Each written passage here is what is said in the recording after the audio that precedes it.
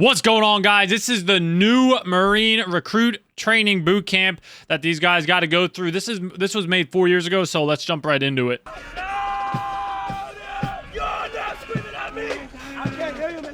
They do this just to see how mentally far you can go.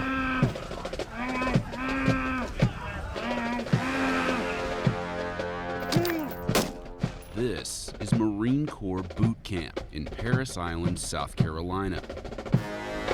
Look at all them heads, Before they bald become heads. United States Marines, all recruits have to graduate. That dude's probably like Marine 25 Corps' right there. 13-week basic training program, which tests them physically and psychologically. No one feels sorry for you. It's a pressure cooker for 12 weeks. I love Under that. the pressure of an intimidating drill instructor, someone that's putting you under the scrutiny of attention to detail every single day, and to a certain degree, every Them box chows, let me go back real quick. Them box chows. detail every single So them box chows, y'all saw him pick up the white box. They're called box chows. You get them while you're on the range. Man, they're so good when you can enjoy them. But obviously at boot camp, you can't enjoy it. Like, there's no enjoying it. You know what I'm saying?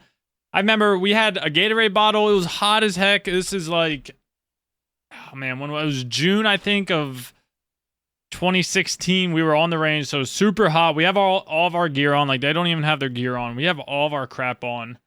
And we finally see the box truck coming. We're like so relieved.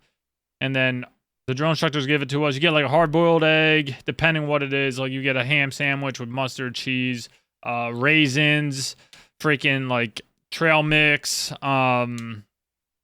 usually a Gatorade or a water bottle, or a Gatorade or Gatorade powder you put in the water bottle. Just like stuff like that, like cookies. Our drill instructor, he was new, right? He just came off, he just recruited drill instructor school, so he was pretty new. And he had some good ideas. He made us like drink half the bottle of the Gatorade. We were all so thirsty, so we drank half of it. And then we stuffed stuff inside the Gatorade bottle. We made it like a damn milkshake. Freaking shook it all up, you know what I'm saying? And drank that crap. It was so gross. It was awful, but when you can enjoy them, you know what I'm talking about. Then things are actually not day. bad. And to a certain degree, everything you do is never going to be good enough.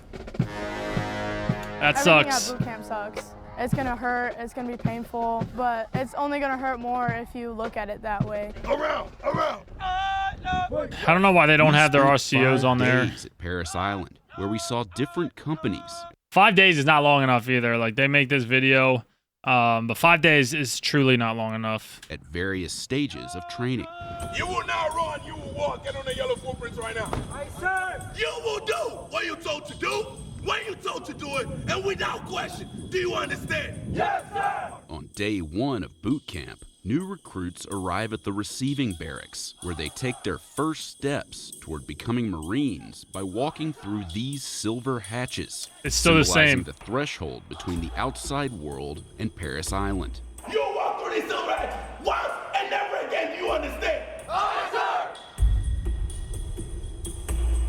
Once inside, recruits are processed and assigned to their platoons. Put it up! Yes, ma'am!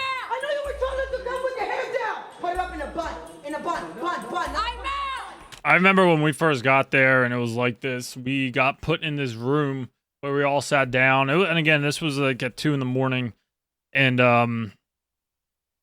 the drill instructor came in and was like, "You will not use the bathroom."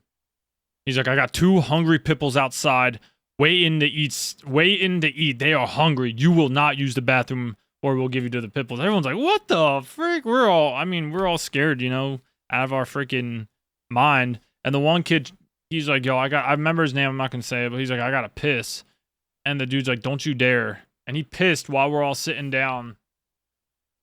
And of course, the piss ran downstream and like hit like 4 kids. And they were all sitting in his piss and they couldn't do anything. Like, you couldn't move. And I remember I was like, holy crap. And then another thing they don't show is all your civilian clothes you bag up and you put in like a storage unit, like a freaking supply cage for the 3 months you're there. So these kids got some piss ass pants for freaking 3 months is marinating in it. Oh, it's so gross. And the kid's like, I'm gonna beat your freaking ass when we're allowed to move. It was so funny. It was crazy. After graduation, Marines commit to a minimum of 4 years of service. Yes, at least 4 years. So you do 4 years active, 4 years reserve IRR time, or you could do a 6-year contract, 2-year IRR time, or 5-year, 3-year inactive. So you gotta do at least 8 years of service minimum. Like that is your freaking contract. 8 years. You got to give at least 8 years to the government. After that 8 years, if there's a world war and they do a draft, you don't have to be called back because you did your 8 years. You know what I'm saying?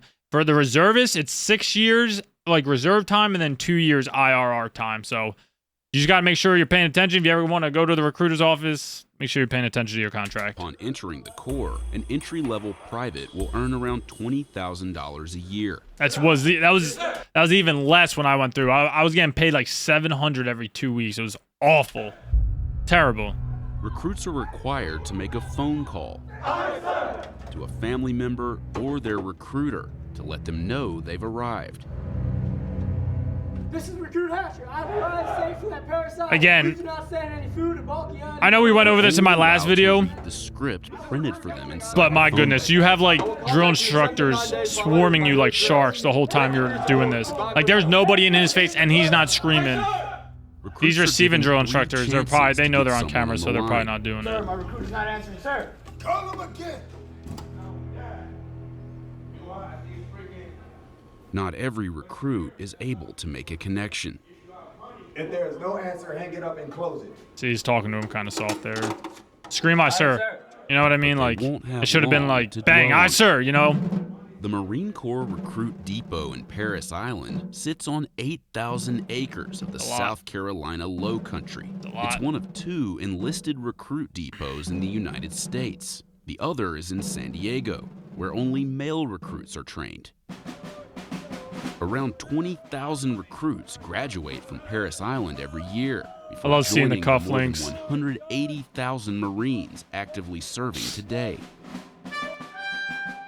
Here comes the swimming Take pool, right? Men and women from all walks of life, all Oh, never mind. cultures. Maybe they were rich, maybe they were poor. They've got different. So you see how they were religious just talking in line and like laughing, like, dude, like you would get destroyed.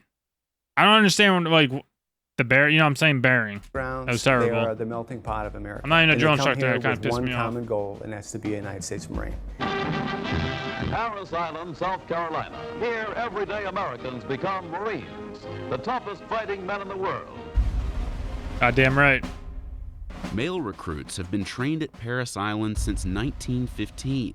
Female recruits began to train there in 1949. Today, If you know, you know. females comprise Oh over my gosh. 25% Ah, of recruits dude, at it's Parris crazy. Island. And approximately 8% of the United States Marine Corps, the lowest percentage of any United States military branch.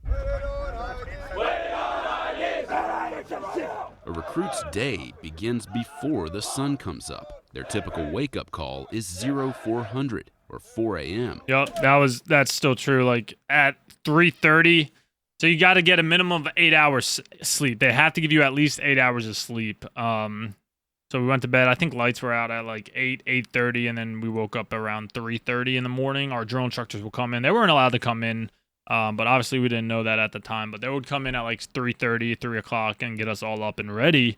And then when lights came on, we got online, got dressed, did everything as fast as we could. So we can get the chow and then start the day. We're always like up at 3:30. Our one drill instructor will come and be like, put the boot sacks on the body. He was just like walking around being real quiet because he could have definitely gotten in trouble. He's like, put the poncho line away, put the boot sacks on the body, because we weren't allowed to go under our green blanket that you make. So we were using our poncho liner the whole time. But yeah, it was crazy. Guys, thank you so much for watching. I hope you enjoyed it. We're going to be doing a part 2 on Thursday, so make sure you click that like button, hit the subscribe button to the channel, and we'll see you guys in the next one. Peace!